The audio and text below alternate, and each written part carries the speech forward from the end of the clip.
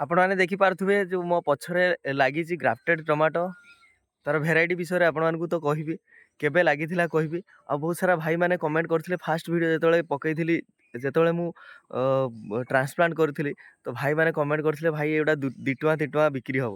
ତ ଆମେ ଦେଖିବା ଇଏ କେତେ ଟଙ୍କା ଲେଖା ବିକ୍ରି ହେବ, କ'ଣ କରିବ, ବର୍ତ୍ତମାନ ମାର୍କେଟରେ ରେଟ୍ କ'ଣ ଅଛି, ଆଉ ଇଏ କେତେ ଦିନ ପରେ ହାର୍ଭେଷ୍ଟିଂ ଷ୍ଟାର୍ଟ ହେବ ତା ବିଷୟରେ ଆପଣମାନଙ୍କୁ ସବୁକିଛି କହିବି। ଆଉ କେଉଁ ଟାଇମ୍ରେ ଲଗେଇବେ ଆଉ କେଉଁ ଟାଇମ୍ର ଆପଣଙ୍କର ପ୍ରଡ଼କ୍ସନ୍ ହେବ ସବୁକିଛି ଆଲୋଚନା କରିବି। ତ ଚାଲନ୍ତୁ ଭିଡ଼ିଓକୁ ଆଗକୁ ନେବା। ବ୍ୟାକ୍ କ୍ୟାମେରାରେ ଆପଣମାନଙ୍କୁ ସବୁକିଛି ଦେଖେଇବି, ତାର ପ୍ରଡ଼କ୍ସନ୍ କେମିତି ଅଛି, କ'ଣ କଥା ଭଲ ମନ୍ଦ। ଆପଣମାନେ ମୂଳରୁ ଶେଷ ପର୍ଯ୍ୟନ୍ତ ଭିଡ଼ିଓକୁ ଦେଖନ୍ତୁ। ଯଦି ଆପଣଙ୍କୁ କିଛି ଇନଫର୍ମେସନ୍ ମିଳିବ ତାହେଲେ ଆପଣମାନେ ଲାଇକ୍ କରିବେ, କମେଣ୍ଟ କରିବେ ଏବଂ ସେୟାର କରିବେ। ଯଦି ଯେଉଁମାନେ କି ନୂଆ ଭିଡ଼ିଓ ଦେଖୁଛନ୍ତି ସବସ୍କ୍ରାଇବ୍ କରିକି ବେଲ୍ ଆଇକନ୍କୁ ଦବାଇ ଦିଅନ୍ତୁ। ବହୁତ ସୁନ୍ଦର ସୁନ୍ଦର ଭିଡ଼ିଓ ଆସିବାର ଅଛି। ଆଉ ମୋ କ୍ଷେତ୍ରରେ ମୁଁ ନିଜେ ହିଁ ଭିଡ଼ିଓ କରେ, ତ ତାର କିଛି ବି ପ୍ରୋବ୍ଲେମ୍ ଭଲ ମନ୍ଦ ମୋର ଏକ୍ସପିରିଏନ୍ସ ଅନୁସାରେ ମୁଁ ତାହା ଜଣାଏ। ଯଦି ଆପଣମାନେ ଅଧିକ କିଛି ଜାଣିଛନ୍ତି ତାହେଲେ କମେଣ୍ଟ ମାଧ୍ୟମରେ ଆପଣମାନେ ମୋତେ ବି ଜଣାଇ ପାରିବେ। ତ ବୟସ ଅଛି ଆମର ଶିଖିବା ପାଇଁ, ଆମେ ଶିଖିବା, ଶିଖିବାରେ କୌଣସି ଲାଜ ଲଜ୍ଜା ନାହିଁ। ତେଣୁକରି ଆପଣମାନେ ଭିଡ଼ିଓକୁ ମୂଳରୁ ଶେଷ ପର୍ଯ୍ୟନ୍ତ ଦେଖନ୍ତୁ। ଚାଲନ୍ତୁ ଜାଣିବା ଆଉ ଦେଖିବା ସବୁକିଛି।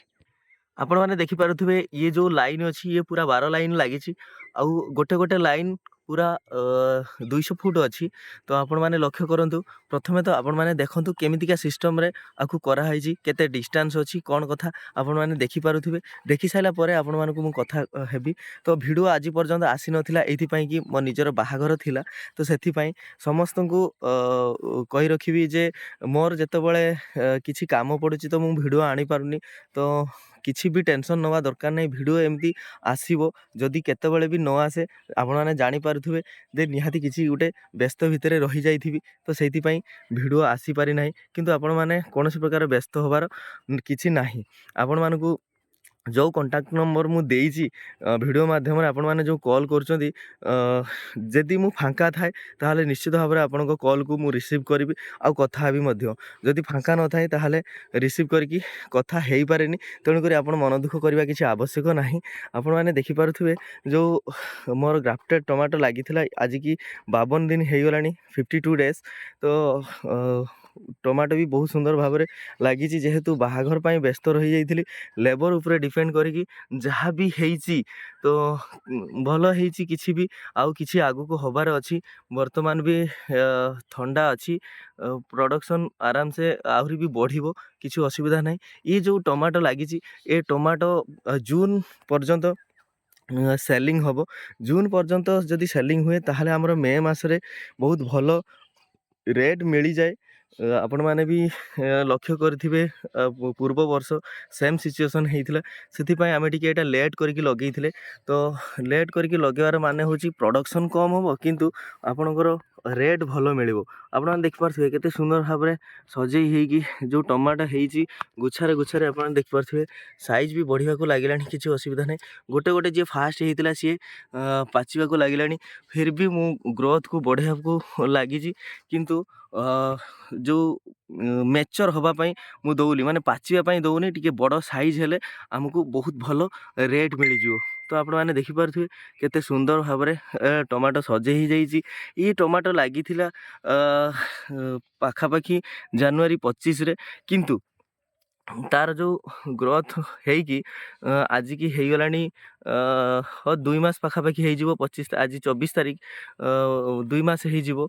ତ ଆମର ହାର୍ଭେଷ୍ଟିଂ 2 ମାସରେ ଷ୍ଟାର୍ଟ ହୁଏ, କିନ୍ତୁ ମୁଁ ଆକୁ ଟିକେ ଗ୍ରୋଥ୍ ରୁକି ରୁକି ରଖିଛି। କାହିଁକି ନା ରେଟ୍ ଟିକେ କମ୍ ଅଛି, ଆଉ ଏ ରେଟ୍ ଖୁବ୍ ଶୀଘ୍ର ଆମକୁ ମିଳିବାର ସମ୍ଭାବନା ବି ଅଛି।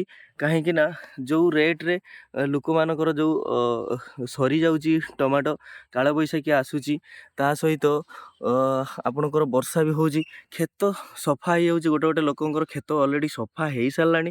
ତ ଆମେ ଏଇଟା ଲେଟ୍ରେ ଲଗେଇଥାଉ, କାହିଁକି ନା ଲେଟ୍ରେ ଲଗେଇଲେ ଲେଟ୍ରେ ପ୍ରଡ଼କ୍ସନ୍ ନେବେ ଆଉ ଲେଟ୍ରେ ହାର୍ଭେଷ୍ଟିଂ କଲେ ଆପଣଙ୍କୁ ଭଲ ରେଟ୍ ମିଳିଯିବ। ଇଏ ପାଖାପାଖି 20 ଟଙ୍କାରେ ଷ୍ଟାର୍ଟ ହେବ କେଜି, ଆଉ ସରିଲା ବେଳକୁ ପାଖାପାଖି 80 ଟଙ୍କା ରେଟ୍ ହେଇଯାଇଥିବ ସେତେବେଳକୁ। କିନ୍ତୁ ଆପଣମାନେ ଯଦି ଲେଟ୍ କରିକି ଲଗାଉଛନ୍ତି, ମାର୍ଚ୍ଚରେ ତାହେଲେ ଆପଣଙ୍କୁ ଆଉ ଟିକେ ଅଧିକ ରେଟ୍ ମିଳିଯିବ।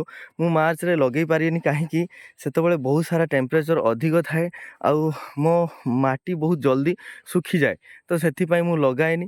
ଆଉ ପ୍ରଡ଼କ୍ସନ୍ ତ ବହୁତ କମ୍ ଆସେ, ସେଥିପାଇଁ ମାର୍ଚ୍ଚରେ ଲଗେଇବାଟା ଟିକେ କଷ୍ଟସାଧ୍ୟ। ଆପଣମାନେ ଫେବୃଆରୀରେ ଲଗେଇବେ ଯଦି ତାହେଲେ ନିଶ୍ଚିତ ଭାବରେ ଆପଣଙ୍କର ବହୁତ ଭଲ ପ୍ରଡ଼କ୍ସନ୍ ମିଳିବ। ଆଉ ବହୁତ ଭଲ ପ୍ରଡ଼କ୍ସନ୍ ମିଳିଲେ ଆପଣଙ୍କୁ ବହୁତ ଭଲ ପ୍ରଫିଟ୍ ବି ମିଳିଯିବ।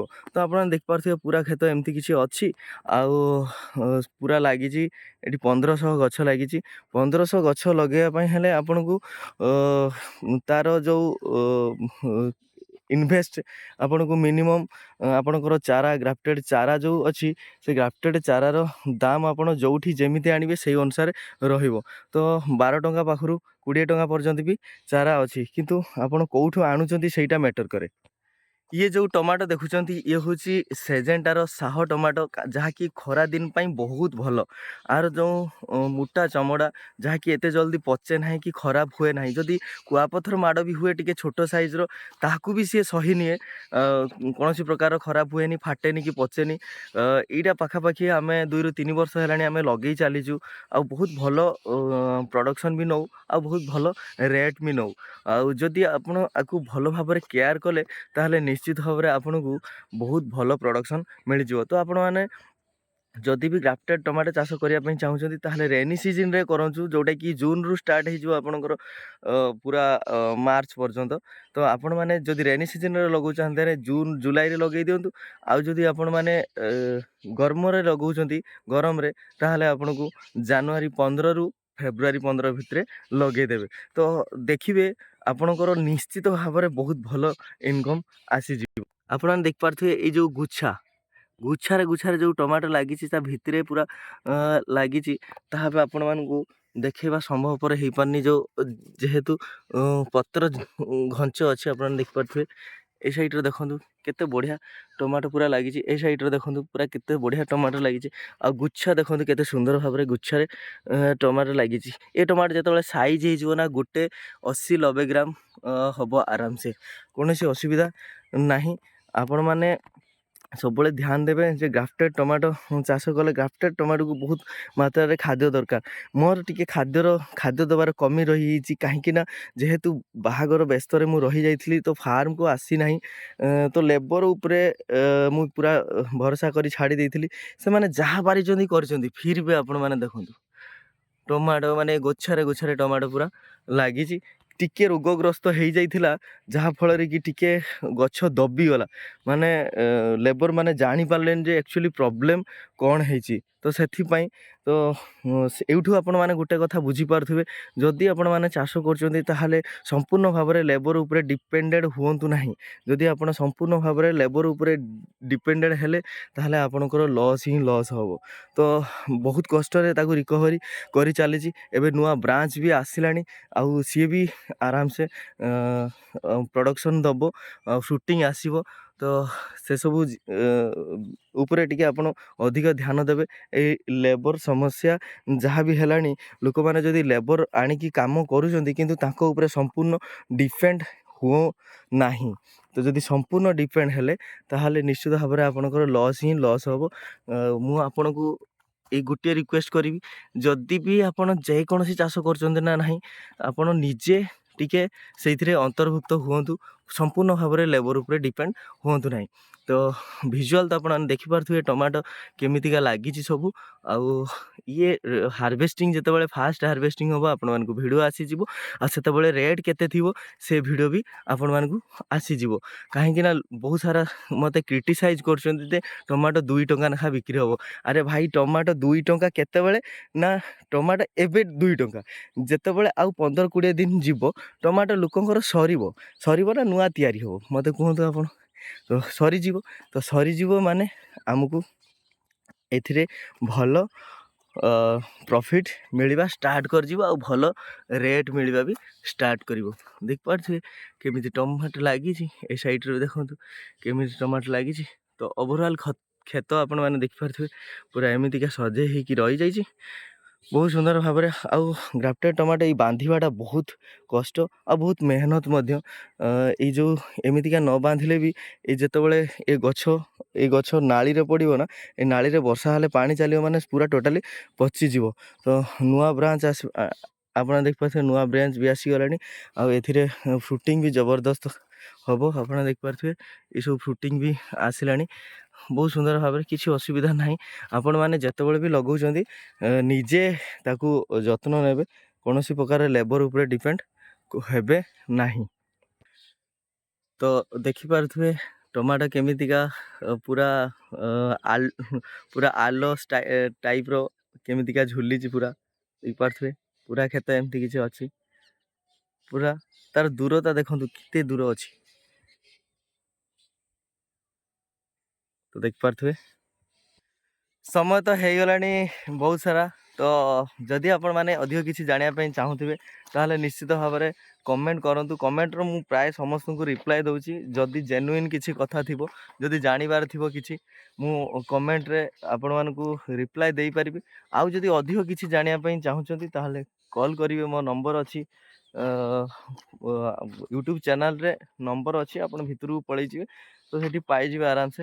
ମୋତେ କଲ୍ କରିବେ, ତାହା ବି ଆପଣମାନଙ୍କୁ ମୁଁ ଯଦି ଫାଙ୍କା ଥାଏ, ଯେଉଁ ଟାଇମ୍ରେ ମୁଁ ଫାଙ୍କା ରୁହେ ସେଇ ଟାଇମ୍ରେ ଆପଣମାନେ କଲ୍ କରିବେ ତ ଇଭିନିଂରେ। ତ ସେଇଟା ବି ଆପଣମାନଙ୍କୁ କିଛି ଅସୁବିଧା ନାହିଁ, ମୁଁ ସବୁକିଛି ବତେଇ ଦେବି। ଦେଖନ୍ତୁ ଏମିତି ପୁରା କ୍ଷେତ ଅଛି, ପୁରା ହାଇଲାଇଟିଂ କ୍ଷେତ, ବହୁତ ଲମ୍ବା ଲମ୍ବା ପୁରା ଲାଇନ୍ ଏମୁଣ୍ଡ ସେମୁଣ୍ଡ। ଆଉ ଦେଖିପାରୁଥିବେ ଟମାଟୋ କେମିତିକା ପୁରା ଗୁଛେଇ ଯାଇଛି, ପୁରା ଚକ୍ ଚକ୍ ଧୁବୁଲା ଧୁବୁଲା ଦେଖାଯାଉଛି। ଆପଣମାନେ ଦେଖନ୍ତୁ, ଇଏ ଆର ଖାସିୟତ।